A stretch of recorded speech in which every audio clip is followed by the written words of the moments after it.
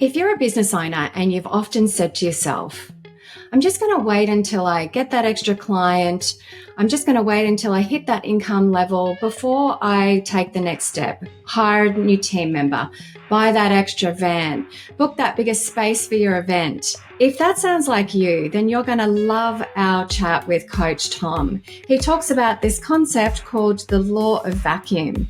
Let's jump in and have a listen. Business coach Tom Dougherty, great to have you. Hello, Michelle. Great to be here. Thanks for being here. Tom, tell me, why did you become a business coach? Great reason. When I first moved to Arizona, it was about 12 years ago, and I was had just gotten married. And the first year that I was married, my wife saved my life. She actually made me go to the dermatologist and get this mole checked on my back. And it turns out that I had melanoma cancer. I got the call from the doctor when I was traveling. And I thought, I needed to get back in there right away and get that handled and stuff like that. And I thought to myself, I need to do something that makes a bigger difference in the world than what I was doing at the time. And at the time I worked in the sales world, and I was selling jackets for Canada Goose. And I thought to myself, I really need to do something that I can make an impact, and just selling expensive jackets to rich people wasn't really moving the needle. It was making money, but it wasn't doing anything in my community or anything in the world, I didn't think. So I had met a gentleman that was one of my friends from LA. He was a doctor, and he was doing Doctors Without Borders. So he was going down to Mexico and helping people all the time down there. I'm like, oh, that's great. I'd love to do something like that, but I'm not a doctor. And then on a bike ride one day, I meet this guy. He's a great cyclist, this older gentleman, a business owner.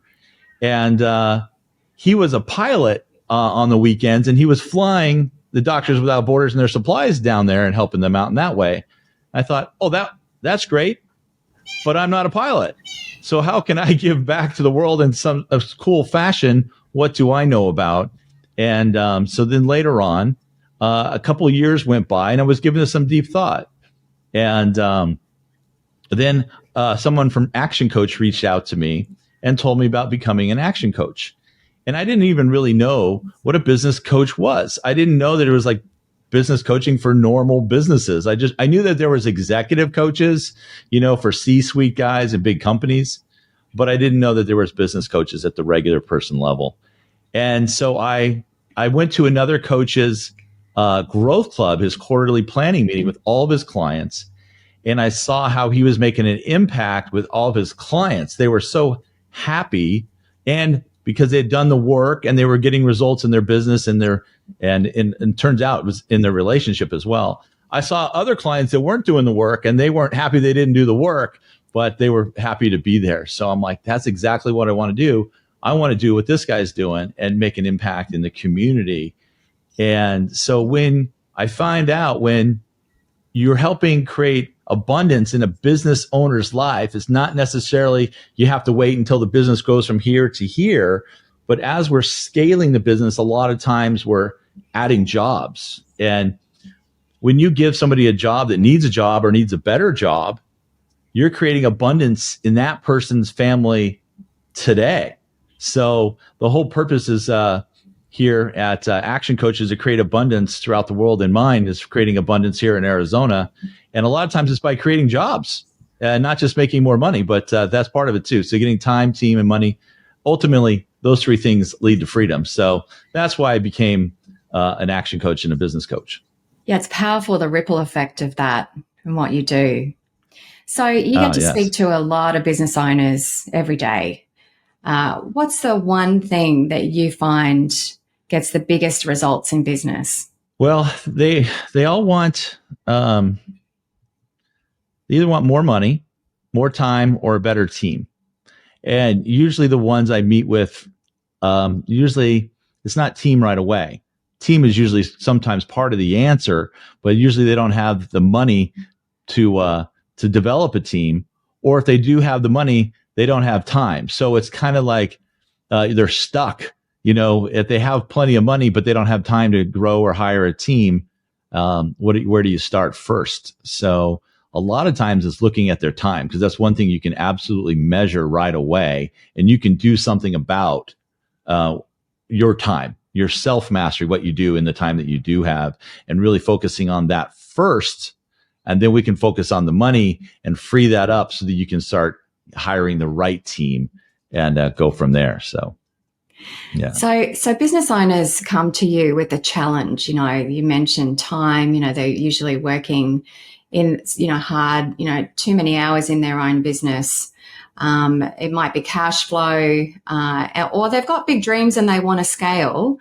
What's the most, you mentioned that time is the most common challenge of where you help business owners. Tell me about a client that you've worked with, and if their initial challenge was time. Yes. I had these two clients. They were two partners in a law firm. They had, if you ever seen the movie Jerry Maguire, they did the Jerry Maguire thing where they literally grabbed the assistant on the way out the door. These two partners, they weren't partners in this bigger firm, but they left the firm together to start their own firm, and they grabbed a paralegal on their way out the door. There was no goldfish involved, but there was a paralegal. And so these two young guys, they both had young families. They both had young boys under the age of 5 and 6 at the time, both married. Both had two young boys, and they were working like 70 hours a week, like a lot of attorneys are doing, especially when they're growing their own firm. They were just busting it out as if they still worked at the big law firm. They were able to bring over clients from the big firm, so they didn't really need clients right away. So that was good, but they had no time. One of them saw a time presentation I was doing at a networking event. And he's like, yeah, I need to speak to you about time. So it was something as simple as the time target from Stephen Covey got this attorney's attention. And we went over and started measuring his time. And then we looked at, hey, you need to hire people. You need to hire people to do this work. Yeah, but I don't have time to train them. And where am I going to get the money from? Boom, boom, boom. So we went through and we looked at all the different strategies. First thing we did was raise his prices. And the raising of the price was able to give him enough money to hire one full-time attorney for that first year. One. And then his partner was able to do the same thing. So now they had two attorneys, and we just kept doing the same thing. We kept raising the prices, putting in some marketing strategies, getting more clients, handing those clients off to the junior attorneys. And next thing you know, we had, a few years later, we had 12 attorneys. So now those attorneys today. Backtrack one sec. You talked about Stephen Covey's time target. Can you just explain what that is? Yeah, the time target, basically people are spending, doing things throughout the day. Some of them are unimportant and urgent. They think they're urgent, but they're not unimportant, but they think they're not important. And then some of them are urgent and important, like you're running around putting out fires. But really where you need to be spending a big portion of your time, or at least 20% of your time, is the important but not urgent.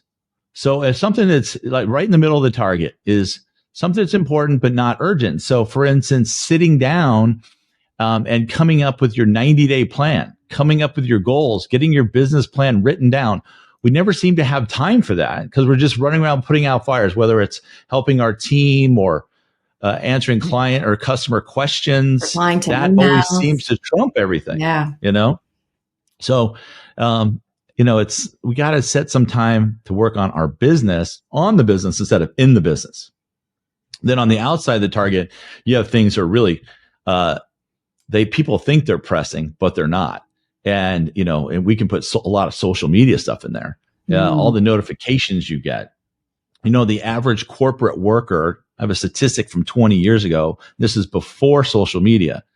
The average worker in a corporate world was doing like 2 hours of real work in an 8-hour day. Wow. And that was before social media, and texting was fairly new. So can you imagine what that number would be like today with everybody checking their Instagram and their TikTok and their Facebook and their LinkedIn and whatever, and then emails dinging on all the mobile devices? You used to just be able to leave your office and, nothing would follow you, but now it's going with you everywhere. So So, okay. So how did you help your clients? What are their names? What's the name of the client? Pat and Ben. Pat and Ben. How did you help Pat and Ben? So you looked at the time target, you worked through that process. What was next for them? Yeah. The first thing we needed to do was figure out where they were spending their time. So we use a thing called the activity tracker, and we basically keep track of what types of activity you're doing, like time blocking for 2 weeks. And so are you doing marketing activities? Are you doing phone? You picking up? I don't need to know the details, just like what type of activity it is. Am I working on client files? Am I training my team? Am I going to an important meeting? Am I going to a useless meeting? What are those things? Am I on YouTube during the day or shopping on eBay? We need to know all those different things so we can look at what we just need to delete. So after the 2 weeks, we say, how much time are we spending all these things on doing these things? And number one, we apply the 4Ds. So first thing, what do we just need to stop doing? We just need to delete those things altogether. We shouldn't be doing them. And then the next one is, what do we need to defer? So if it's something, for instance, like if I get some bills laid on my desk right here, I don't stop what I'm doing right now and open them up and get out my checkbook or log in online and pay my bills. No, what I do, I defer it to the end of the week. I stack them up to the end of the week and I do it all at once. And then what are the things that we need to delegate or outsource? So then we delegate it. And well, a lot of people don't have somebody to delegate it to. So we need to find out what it is you need to delegate so that we can hire the right person, or it could be a virtual assistant, or we can automate it with technology these days as well.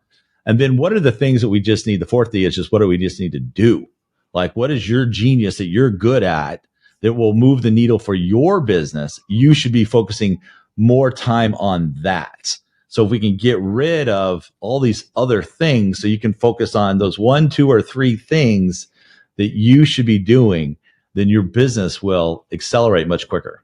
So in Ben and Patrick's example, as a partnership, I imagine it would be also identifying the skill sets of each of them and then having a position description for each of them that are responsible for those things in the business. Was that part of that process? Yeah, absolutely. Even though they're both great attorneys, they had different skill sets. They have different personality styles, and they have different geniuses. One, they're both good in court, but one is phenomenal in court. One is great with working with a team. Both of them are really good at marketing. We started doing some live marketing events and webinars and things like that, and where they had hundreds of people attending these events. So we started focusing on Patrick was really good at the marketing and being on camera and in front of live groups. Ben accelerated in the big trials. Like, he's a phenomenal trial attorney. So we focus on him teaching the younger attorneys how to become great attorneys so he doesn't have to do it forever. And Patrick was focused more on the marketing side of things. And so, but we would get together, and both together, we would always do the planning together and coming up with the marketing strategies and hiring, and then and working on leadership and managerial skills with both of them all the time. So great. And separating their duties because they were just going at the same route. Yeah. So. And then what was the next step for them was really hiring a team member. Yeah. So we hired a team member pretty early on once we raised their prices. So they saw that they could, afford it. And so then once they got hooked on getting one and getting them full, and then they would hire the next one, the next one, the next one. I think a lot of times people are afraid to hire because they're like, oh, I don't have enough leads. I don't have enough business to hire somebody. But when you go and hire that person and you see them sitting at the desk, your brain goes, oh, I got to go get a new client today to go get that person filled. That's called the law of a vacuum. It's like you want to create the vacuum in your business so that nature will fill it. So if you literally hire somebody, then you will fill it. So if you don't take that leap of faith, then you're never going to get enough business anyhow. So I believe that God's not going to give you so much work that you can't handle it. So if you just go out and take that faith and hire that person, you'll fill them up.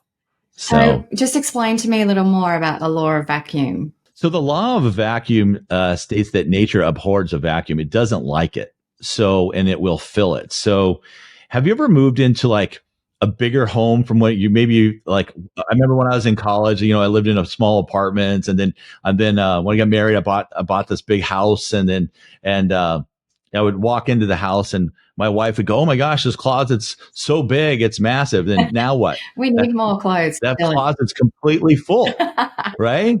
All these shoes, all these clothes. My garage, this garage, 3-car garage, gonna be great. I'm gonna have all this room. No, it's completely full. When I had a warehouse of one of my businesses in the past, I'm like, this place is massive. You could play roller hockey in there at the time. We'll never fill this place up. When we left that building, it was piled to the ceiling. The ceilings were 18 foot tall. Like, it was massive, but it was packed. So you will fill it up. So if that's the law of a vacuum, how do you use that to your advantage?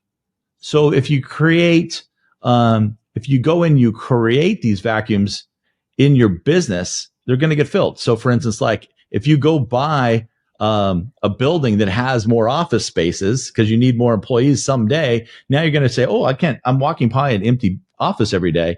You're going to find a person for that spot. If you're a tradie and you got an HVAC company and you go out and get go buy that van, go buy that truck today, and you will fill it. Otherwise, your brain goes, hey, I can't go get a guy. I don't even have a truck for them to drive. So that your brain goes through that for years, and sure enough, you don't get another guy. So if you just go get the truck, then in a movie we have in America, we call it if you build it, they will come. Right? We're talking about Field of Dreams, the baseball movie with Kevin Costner. So you got to build it, and then it'll get filled up. So, or like an event, you generally think, how many people am I going to get? I'm going to get 50 people at this event.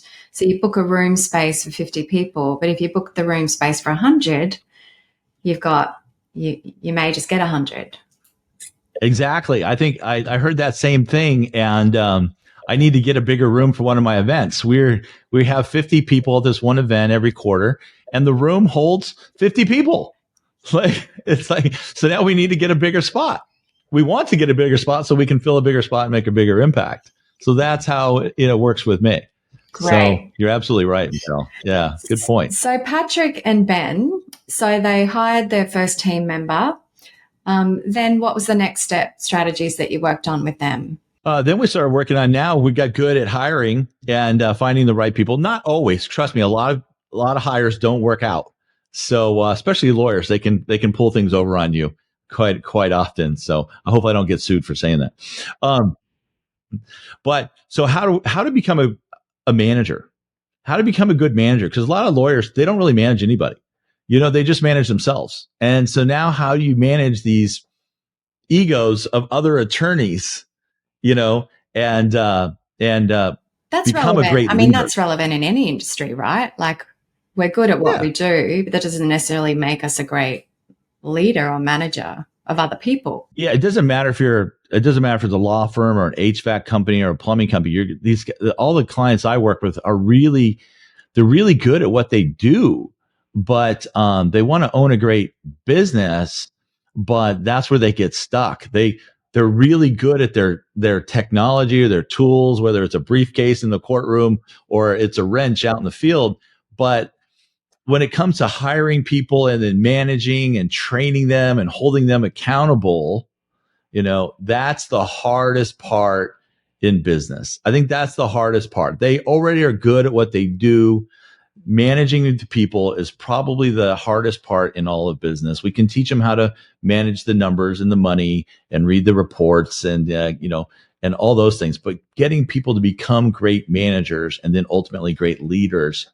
And for most businesses, they think they need to be a leader, but you have to be both a manager and a leader for most all the time. So explain to me the difference then between a manager and a leader. Great point. So we have this thing called the point of power, right? So you got to live above the point or below the point. And somebody lives above the point of power. They take ownership, accountability, and responsibility for themselves and for their team and for their family, for their health or whatever. And the person that lives below the point of power, they're always playing the victim role. They're blaming others, they're making excuses, and they're living in denial. So a manager's job is really to get people to stop living below the point of power stop making excuses and hitting the numbers. How do we get the KPIs, the key performance indicators, the metrics that those roles need to hit? And so we got to get people out of living below the point of power. So a leader's job is to show what can be and share the vision and to motivate and also to put in, this is where most leaders fall short, in holding people accountable and putting in the execution. So they don't have a system for holding people accountable and getting the execution done. If they can set the goals, get the team rah up. Oh yeah, we're going to do it. And then, the quarter goes by and they miss the mark, but they didn't have any systems in place for checks and balances along the way. And that's what I call the accountability and the execution. So. Yeah. Why is that so hard to hold other people accountable? It's uncomfortable sometimes, right? It's very uncomfortable. It's very uncomfortable to call somebody out. You don't want to hurt their feelings. You don't want them to quit. You need them, whatever it might be.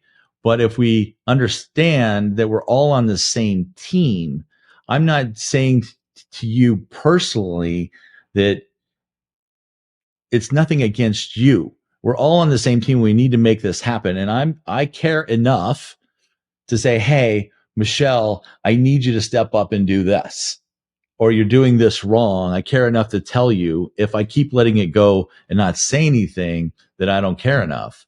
And so I really need to step up. There's an exercise we do with corporate staff, and they literally call out every single person about, hey, this is what I like what you do. And this is and I think this is what helps the team. And I think this is something you do that hurts the team. And we put the most senior person in the hot seat first. Ooh. And everybody's talking about that one person. And the first time I did it, I was like, whoa. And it was amazing, but it was the most powerful thing because they realized it's not an attack on you. We all are on the same team. We all want to win. And when the team wins, everybody wins. So it's more about the role and the contribution to the success of the team or the company, as opposed to you personally not doing the things, which sometimes it is, but generally. Yeah, it can be. Yeah. So that is like what, like a 360 review process, but it's actually live? Yeah, it's live, and it's live in person. And we do it in like groups of 8 to 5, and you sit in a circle. And everybody goes around and says, hey, this is what I think you do that really helps the company. And I think this is what you do that maybe hurts the company. And and then that person tears, right? You can get almost to tears. But the person who's on the hot seat, they're just supposed to just say, thank you. And there's no feedback. There's no arguing going back and forth. And then at the next meetings that they have in their team meetings, they could do a follow-up. Hey, I see that you're not doing this anymore. Great job. Or I see that you are doing this. Awesome. So you got to put that into the exercise as well as the follow-up. And you'd have to get agreement before you begin that kind of exercise, wouldn't you? That it's a safe space, that it's not a personal attack. Yeah, there's definitely a lot of positioning, and getting ahead of time. Yeah. You just can't go right into it. You could definitely hurt some feelings, and but it has got to be a safe space. So back to Patrick and Ben. So from a leadership and manager's perspective, you put some systems in place. What is a system to help leaders and managers to hold people accountable to those things that they need to do? I think one of the key things that managers and leaders need to do is a lot of times understand how to communicate better with a person's personality type. A certain personality type likes to communicate a certain way. So they need to meet that person where they are, and not communicate the way they like to communicate, but like communicate to how they like to receive it. So they need to understand that. Then they need to not only manage them that way, but they need to manage the role with numbers. And a lot of times it can help take the personalities out of it, which is good. Because then have you ever been called into a review, like you got your yearly review and you're like, I don't know how this is going to go. Do they like me? Do they don't like me? I'm scared, and as an employee, it can suck and you don't even know how it's going to go. But if the role has metrics attached to it, like KPIs, key performance indicators, you would know already that this is what they're going to use in the review. You would know what your KPIs are when you get hired. So one, we need to give KPIs right away. And people, when they sign to work there, they're signing up for those KPIs, not later. Oh, by the way, I need you to do $2 million in sales. No, like you're agreeing to it right from the get-go. I think KPIs for salespeople is the easiest. How many appointments, how many sales, how many new customers or clients. That's really easy to measure. But how do you do that for a customer service rep? Or how do you do that for an administrative person? Right. So you have to come up with that. So then when they're going into these reviews, it's really simple. You just go down through a scorecard, bing, bing, bing, bing. Oh, I see you're hitting all these KPIs, or you're not hitting this one. What can we do to make this one better? And they'll get some feedback from them. And so the KPI system per role is probably the number one thing to help manage people. So we want to manage the role and not the personality so much. So, and now with Patrick and Ben with their law firm, where are they at today?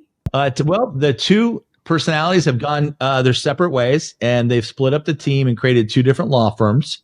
They one wanted to focus on a little bit different area than the other. And Ben, he's a little younger than Pat, and he still loves being a lawyer, and he's trying some Arizona's biggest real estate cases. Pat's really focused on building out his team, and he doesn't really see himself as an attorney anymore. He sees himself as more of an entrepreneur. He's run through the Action Coach 6 steps, and he is bored. He's working like 10 hours a week, and he doesn't really do any casework. He mostly just meets with new potential clients. And then once the client signs up, he gives them over to his team. And so that's what he's doing. He's coaching his kids in golf. They're kids of the top golfers in the state of Arizona at ages 6 and 9. And then this fall, they just started playing flag football. So he's one of the coaches for the flag football team.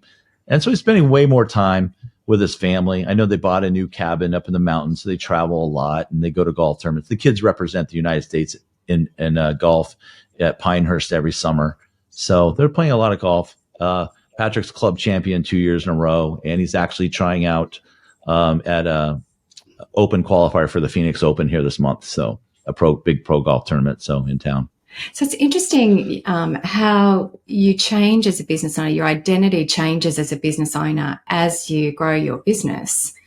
So he and Patrick, as the example, obviously got a lot more time back, which was the original challenge that he had.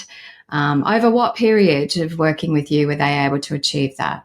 It took about 4 years. 4 years. Okay. Yeah. 4 years. What a difference. I mean, we had some hiccups along the way. The pandemic slowed things down and changed things up, and they went from having a big office place to their team working remote. And there was issues with that. Like how do you manage a team remotely? So a lot of us have gone through that in the last couple of years, right? So how do you manage that? So they got through that, and it's doing pretty good. So yeah. So who you have to be as a business owner, depending on each stage of where you're at, also has to change too, right? Yes. Yeah. Definitely who you are has to change. Who do you see yourself as? Like if you're a plumber, you see yourself as a plumber, and then when do you don't just go from plumber to entrepreneur. You got to work your way up the ladder. You go from, hey, I hired my first person. Now I'm still plumbing, but, I'm managing somebody part-time. And then I hire enough people. Now I'm not plumbing, but I'm managing 6, 7, 8 people. Right. And then I'm learning to put the systems in place, and then I'm looking at, how do I franchise my business or create multiple locations, or how do I get to the next level to where I want to sell it for buku bucks? What's next? Or do I want to buy another business that's similar to mine? So everything has to change. And if you're not changing, if you're not growing, you're dying like a tree, so you always got to be changing because, everything's changing around us. So you got to change with it. So, and so your coaching calls with Kevin and Ben when they were partners in the law firm, what would the coaching session usually entail? And it obviously would have changed as the business evolved based on the challenges they've got, but walk me through what some of the coaching sessions would have looked like. Well, with those two, I coach them separately. So our one-to-one coaching every week was completely different for what Pat needed and for what Ben needed, even though it was exactly the same company. So because you have different identities and different personalities, they had different needs that they needed to work on. Now, when it came time to goal setting for the company, we would all get together and set those goals together. So the weekly calls were separate, but the quarterly calls were together and setting those. And then we would reevaluate every year and spend about a half a day, what we call the alignment process, and reviewing the whole year, going over there, making sure we're still on target for our longer term goals and resetting those. Okay, awesome. Yeah. So, Tom, just 3 quick questions before we finish. What's your favorite business book? Oh man, I don't know if you can see behind me, but that's just a small amount.